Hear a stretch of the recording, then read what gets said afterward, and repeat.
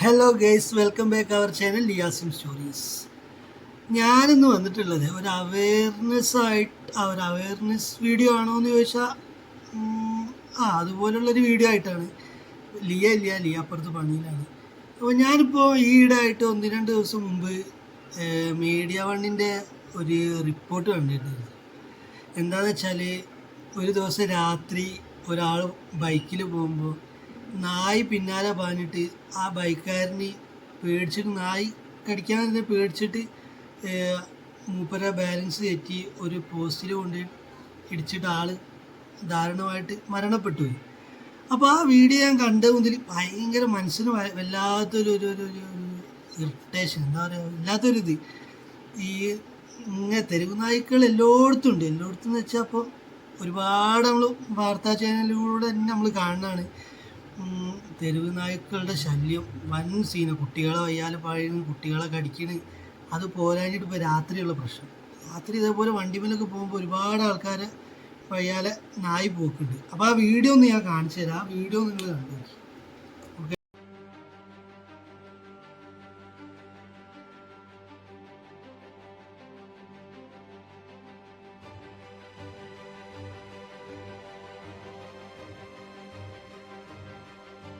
തെരുവുനായയുടെ ആക്രമണത്തിൽ നിന്ന് രക്ഷപ്പെടാൻ ശ്രമിക്കുന്നതിനിടെ അപകടത്തിൽപ്പെട്ട യുവാവ് മരിച്ചു. പന്മന പുതുവിളയിൽ നിസാറാണ് മരിച്ചത്. കൊല്ലം ചവറയിലാണ് സംഭവം. തെരുവുനായയുടെ ആക്രമണത്തിൽ നിന്ന് രക്ഷപ്പെടാൻ ശ്രമിക്കുന്നതിനിടെ നിയന്ത്രണം വിട്ട ബൈക്ക് വൈദ്യുത തൂണിൽ ഇടിക്കുകയായിരുന്നു.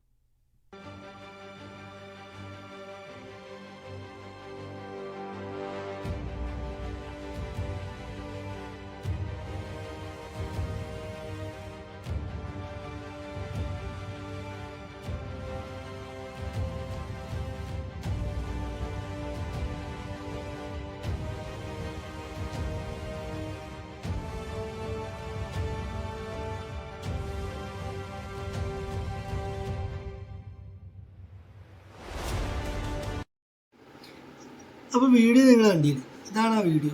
ആ കാണുമ്പോൾ തന്നെ ഭയങ്കര, എന്താ പറയുക, ആ സംഭവിച്ചു പോയ ആളുടെ വീട്ടിലൊക്കെ അവസ്ഥ ഒന്ന് ആലോചിച്ച് നോക്കിയാൽ ഭയങ്കര പ്രയാസകരമായിട്ടുള്ള ഇതിലൂടെ ആയിരിക്കും കടന്നു പോകുന്നത്.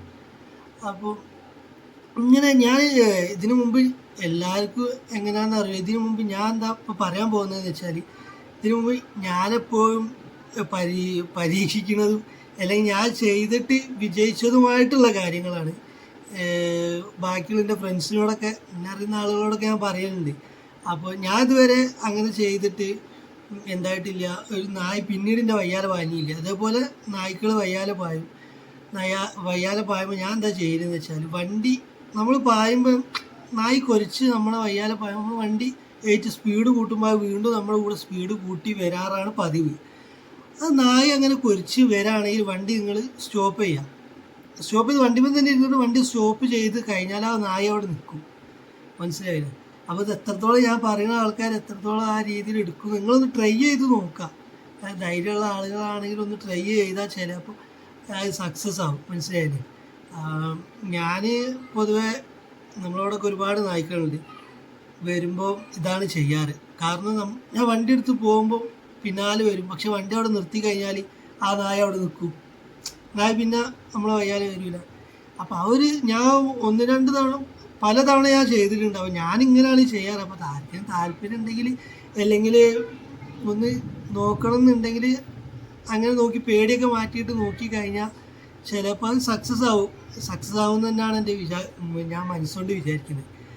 അപ്പോൾ അത് ചില ആളുകൾക്കെങ്കിലും ഉപകാരപ്പെടട്ടെ എന്ന് വിചാരിച്ചിട്ടാണ് ഞാൻ ഈ വീഡിയോ ചെയ്യാൻ ഉദ്ദേശിച്ചത്. അപ്പോൾ ചില ആളുകൾ വിചാരിക്കും ഇവരെന്തും മണ്ടത്തര പറയണേ, പിന്നെ നായിൻ്റെ കടി വാങ്ങേണ്ടി വരും, അങ്ങനെയൊക്കെ പറയും. അപ്പം അതൊന്നും അറിയില്ല, എത്രത്തോളം സക്സസ് ആവും എന്താണെന്ന് അറിയില്ല. പക്ഷെ ഞാൻ ചെയ്തിടത്തോളം സക്സസ് ആയിട്ടുണ്ട്.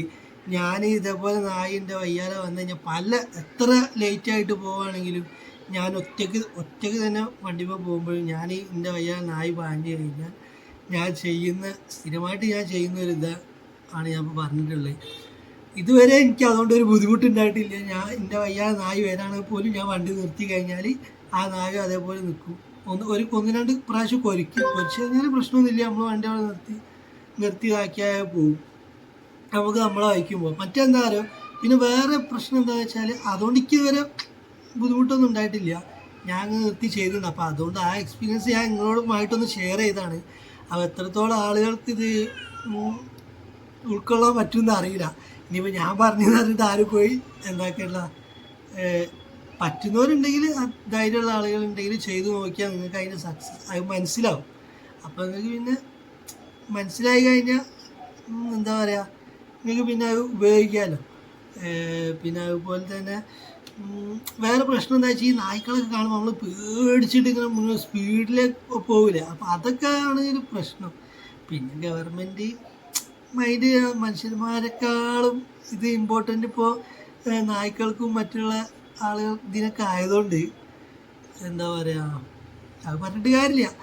അപ്പം ഞാനിങ്ങനെ വീഡിയോ കണ്ടപ്പോൾ എനിക്ക് ഭയങ്കര മനസ്സിന് ഭയങ്കര ഒരു വിഷമം എന്ന് പറഞ്ഞാൽ ഭയങ്കര ഒരു ഇത്.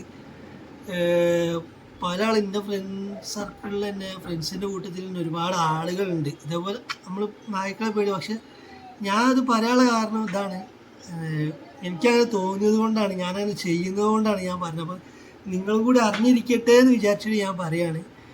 അപ്പം ഇത് പറയാൻ വേണ്ടി വന്നതാണ്. അടുത്തൊരു വീഡിയോ ആയിട്ട് കാണുന്നവരെ ബൈ ബൈ.